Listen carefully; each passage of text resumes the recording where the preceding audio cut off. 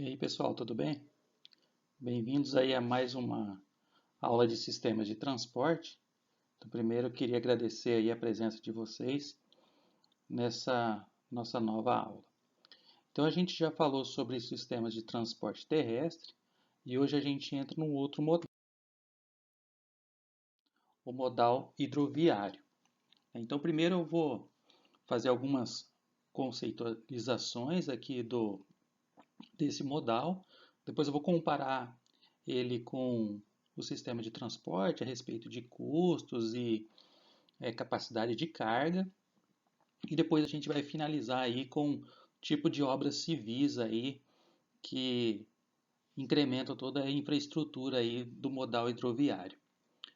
Então, começando a falar aí sobre o modal hidroviário, a gente sabe que desde o início da humanidade, a água e os cursos d'água, né, que sejam rios, lagos e mares, eram utilizados aí pela humanidade com vários objetivos. Dentre eles, os caminhos de penetração aí no interior dos continentes. Então, as civilizações precisavam adentrar aí dentro dos continentes aí para conquistar novos territórios. Então, utilizavam-se aí os rios. É o caso dos portugueses aqui no Brasil, os espanhóis aí por toda a América Latina. Também utilizava-se aí de vias de acesso para execução de obras bélicas. Então, as, o exército sempre se utilizou aí, né, dos mares como operação bélica, aumento do intercâmbio entre regiões povoadas, escoamento de produtos aí para o litoral. E os chineses e os egípcios, antes lá da era cristã, já realizavam obras de infraestrutura lá no Rio Nilo, então obras de infraestrutura hidroviária. Então utilizavam-se bastante do Rio Nilo lá para várias construções, levar água até suas habitações. Então, os principais rios que nós temos aí no mundo, então temos o Rio Nilo, que é o maior rio aí em comprimento, né? E depois o Rio Amazonas, que é aqui no Brasil, passa pelo Brasil e pela América do Sul. Então, é o maior rio aí em vazão. Então, temos o Rio Nilo, em maior comprimento, e o Rio Amazonas, em maior quantidade de água. Então, a evolução do transporte marítimo acompanhou aí o progresso tecnológico e científico e as mudanças sociais que aconteceram aí ao longo da humanidade. Primeiro vieram os grandes descobrimentos lá no século XV e no século XVI, e depois disso as hidrovias aí desempenharam um papel decisivo aí no desenvolvimento econômico e território das nações. Nesse mapa eu coloco aqui as bacias hidrográficas aqui do Brasil. Então peguei esse mapa lá do livro de geografia da minha filha. Então vocês devem se lembrar das bacias hidrográficas aqui do Brasil. Então primeiro, a gente tem mais ou menos aí em torno de 28 mil quilômetros de vias navegáveis, né? Então é a extensão aí de toda a rede hidroviária brasileira. Mas se a gente acompanhar aí nesse gráfico, a gente tem um grande potencial ainda por desenvolver nesses rios. Então destaco lá o Rio Paraná, que é aqui da nossa região. Ele tem aí um leito navegável de aproximadamente 1.900 quilômetros e ele tem um potencial aí de mais 1.000 quilômetros, de 2.900 quilômetros.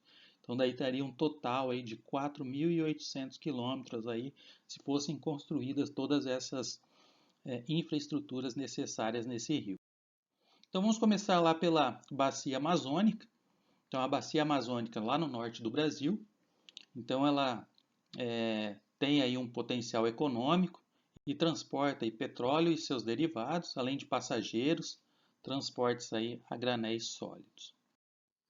A bacia do rio Tocantins e Araguaia também movimenta aí grande parte dos grãos do norte do Brasil aí até os nossos portos. Uma grande obra que tem lá na bacia do rio Tocantins são as eclusas de Tucuruí. Então, elas estão entre as maiores eclusas do mundo.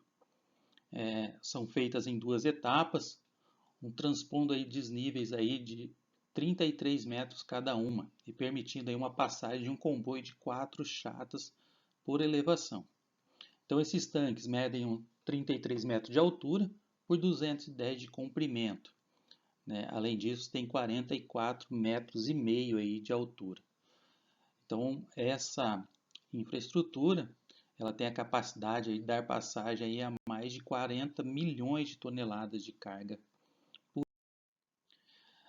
Ainda na região norte, nordeste do Brasil, a gente tem a bacia do Nordeste. Ela tem um potencial pequeno aí no que diz respeito à movimentação de cargas, devido aos seus rios aí, a maior parte do ano eles diminuírem muito aí a sua vazão devido à seca, né? Então eles transportam mais mercadorias aí de subsistência daquelas regiões. A bacia do Rio São Francisco, um grande rio também ali da região Nordeste. Então tem cargas de soja, grãos, né? Milho, também transporta aí tomate, manganês, todas essas destinados à região Nordeste. A bacia do Rio Tietê e do Rio Paraná, que é aqui da nossa região, as principais cargas transportadas são as cargas a granel, dentre elas aí 70% de soja e os outros 30% aí são de outros tipos de mercadoria. Também tem uma carga geral aí de 20% de cana e depois a granel líquido aí, principalmente o álcool. Coloquei uma imagem aqui só para a gente ilustrar o que eu já tinha falado, o tanto de a quilometragem do leito navegável e como a previsão aí de novas estruturas aí para quando que a gente aumentaria aí o nosso potencial. Então, hoje a gente tem um potencial aí de 6 milhões de toneladas de cargas por ano transportadas pelo rio Paraná, pela bacia do rio Tietê-Paraná. E se fossem feitas as infraestruturas, essa previsão aí aumentaria para 20 milhões de toneladas por ano. Depois aqui mais no sul nós temos a bacia do rio Paraguai, transporte aí de soja granulada, também minério de ferro, manganês, fumo e farelo de soja. Então reparem que aqui a gente tem um comboio de chatas, né? Então são chatas, essa grande embarcação, então ela tem uma grande capacidade de carga e um grande aí valor econômico no que diz respeito ao frete. Então a gente vai comparar depois aí quanto de tonelagem que essa chata transporta em relação aí a caminhões, por exemplo. Então aqui nesse gráfico nós temos essa comparação. Então lá na hidrovia, um comboio de chatas, que são aquelas embarcações que nós vimos ali no slide anterior,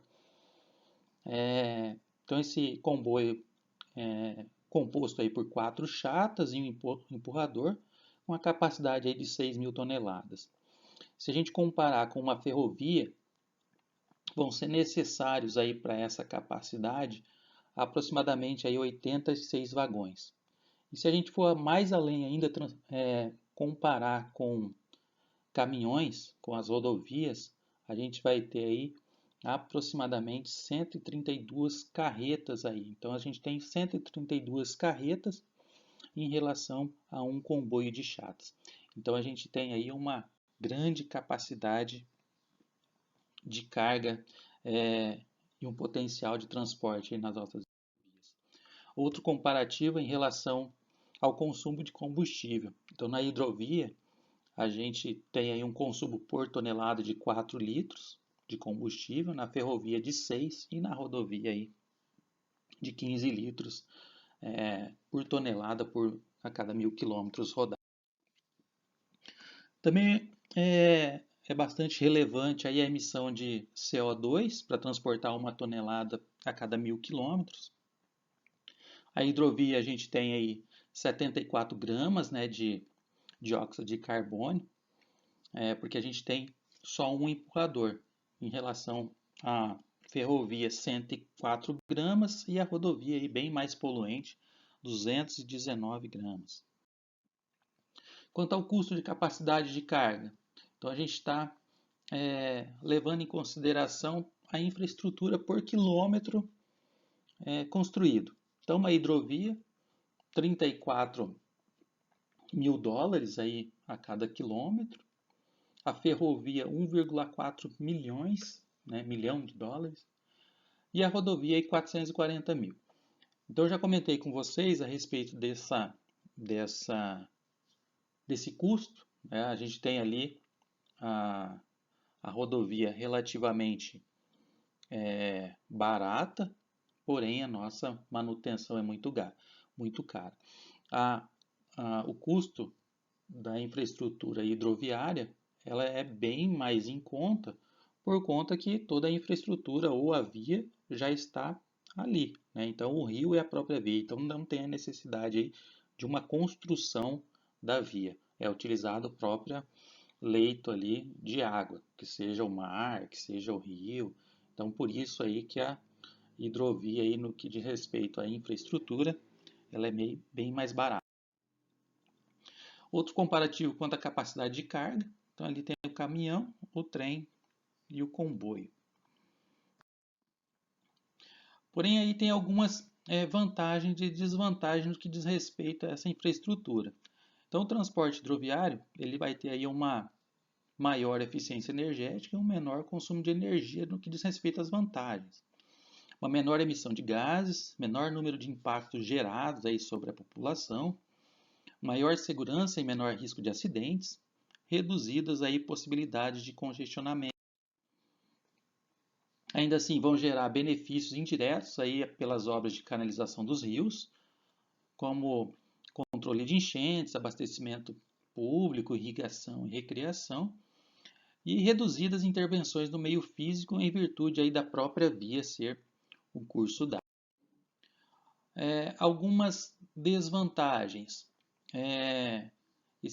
Essas desvantagens constituem alguns impactos, né, impactos que seja em acidentes de operários, erosão, poluição do ar, poluição sonora e poluição do solo. Mas algumas medidas mitigatórias podem ser utilizadas para diminuir esses impactos. Por exemplo, com acidentes de operários, exigir mais normas de segurança e saúde do trabalhador. Quanto à erosão, reposição aí da vegetação e implantar aí sistemas de drenagem. Quanto às poluições, revisar os equipamentos, implantar canteiros aí distantes das zonas urbanas. E depois, quanto à poluição do solo, aí, fossas sépticas, coletoras seletivas de lixo e assim por diante.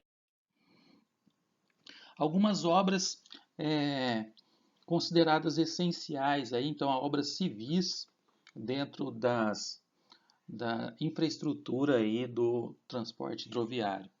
Então, essas obras consistem em concentrar as águas em um único braço do curso, aí, pelo fechamento aí de braços existentes.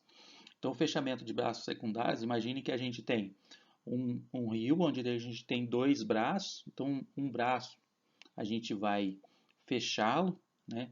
E aquele braço que continua aberto vai aumentar aí a profundidade do rio. A retificação do leito, então assim visa melhorar as condições de navegabilidade por aumento do raio das curvas e redução das distâncias. Imagine que a gente tem um rio muito ondulado, cheio de curvas, e nossa embarcação é uma chata, né? Uma grande quantidade de carregamento. Então, essa retificação vai facilitar a travessia dessas embarcações. A contração aí lateral do rio. O que é isso? Consiste na construção de diques paralelos às margens e espigões em direção à perpendicular. Então, a construção aí de diques, de verdadeiras paredes, canalizando o rio na parte central, aumentando aí a profundidade dessa região e em consequência aí do nível da água. né? Então, uma espécie aí de uma estrada para esse rio, para essa embarcação navegar. Obras de dragagem: a retirada de material sólido do leito do rio, retirada de bancos formados de via navegável. Qual que é a função dessa dragagem? É a retomada da profundidade inicial e aprofundamento do leito aprofundamento do leito do rio, além da limpeza necessária. Então lá aqui tem fotos do rio Tietê, né? Então onde foi feita a limpeza. Então é uma medida aí paliativa de evitar de assoreamento do próprio leito, porém a cidade continua ainda a lançar lixos e essa profundidade não aumenta. Então essa dragagem ela é pertinente aí e não para, principalmente no leito do rio Tietê ao longo da cidade de São Paulo. Obras de canalização: construção de barragens transversais ao longo do curso d'água. Qual que é a vantagem? Alteração do perfil da via, aumentando a sua profundidade.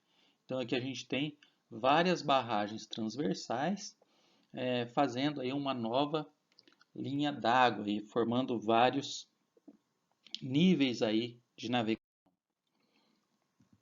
Construção de canais artificiais. Então imagine que a gente tem uma parte do rio onde existe uma corredeira, né, obstáculos aí com pedras. Então são criados trechos de transposição desse leito do rio, com uma pequena curvatura para a gente não prejudicar aí a navegação das embarcações e evitar aí esses grandes trechos de declividade ou corredeira. E para a gente finalizar, obras de infraestrutura em relação aos portos. Então, os terminais hidroviários eles são divididos em 3 partes: o anteporto, o porto e o retroporto. O anteporto é a área adjacente ao terminal do corpo d'água, com canais de acesso a áreas de fundeio. E o porto é a área destinada à bacia de evolução, instalação de ancoragem, berço, estações de serviço e faixa de cais com equipamentos. E depois o retroporto é a área circunvizinha aí com armazéns, administração, acessos terrestres, seja ele por ferrovias, pátios de estacionamento e instalações auxiliares. Então aqui tem uma imagem onde a gente pode ilustrar essas 3 partes. Então o porto ali onde os navios eles vão ancorar, né? Então a parte de ancoragem, o anteporto que fica ao longo do rio ou do mar, que é aquela área onde os navios vão estar estacionados, aguardando a sua entrada no porto, e depois a parte de retroporto, é onde estão todos os armazéns, a parte administrativa, os estacionamentos, a área de carga e descarga, que vão atender aí todas as instalações do porto. E as obras necessárias para essa infraestrutura? Então, dentro do anteporto, a dragagem é necessária, o derrocamento e as obras de proteção. No porto, também vai ter dragagem, porém, vamos ter desapropriação das áreas de desmatamento, limpeza, obras de terraplanagem, muros de arrimo e obras de fundação e contenção aí das margens. E no retroporto vão estar todas as obras civis. Então, a gente vai ter ali desapropriações, desmatamento, execução de obras de barracões, construção de vias de acesso e instalações aí destinadas ao tratamento dos resíduos gerados pelo retroporto. Então, os impactos causados por essas obras: destruição da fauna, podem ter aí, através de explosivos, causar aí uma poluição sonora, além dos materiais aí rochosos que vão se destinar aí por meio dessas explosões. aumento da turbidez da água, deposição de materiais e acidentes das embarcações. E como medidas mitigatórias para diminuir esses impactos, definição de uma área de despejo, dimensionamento correto e da quantidade de explosivos, emprego da dragagem adequada e analisando a qualidade da água, além da sinalização e identificação de rotas aí para as embarcações. Quando a gente fala sobre grandes infraestruturas voltadas aí ao modal hidroviário, essas obras elas são consideradas obras de arte da engenharia civil. Então essas obras elas são grandes portos, usinas hidrelétricas, terminais, muros de contenção, diques. Então essas grandes obras aí da engenharia são principalmente inclusas aí dentro do modal hidroviário. Porém, elas causam grandes impactos, né? Imaginem que uma hidroelétrica, o quanto que ela ou um dique que aumenta aí esse volume de água, então destrói bastante aí alguns habitats, né? Então, as margens dos rios elas são bastante danificadas aí quando a gente fala de uma infraestrutura ao longo dos rios. Essas daqui são algumas questões para vocês responderem. Depois a gente acrescenta lá na próxima aula, junta 3 dessa atividade do modal hidroviário e 3 da próxima aula, e a gente faz aí uma revisão das aulas que a gente está ministrando. Pessoal, aqui a gente finaliza essa nossa quinta aula. Desejo a vocês aí saúde e até a nossa próxima aula. Obrigado.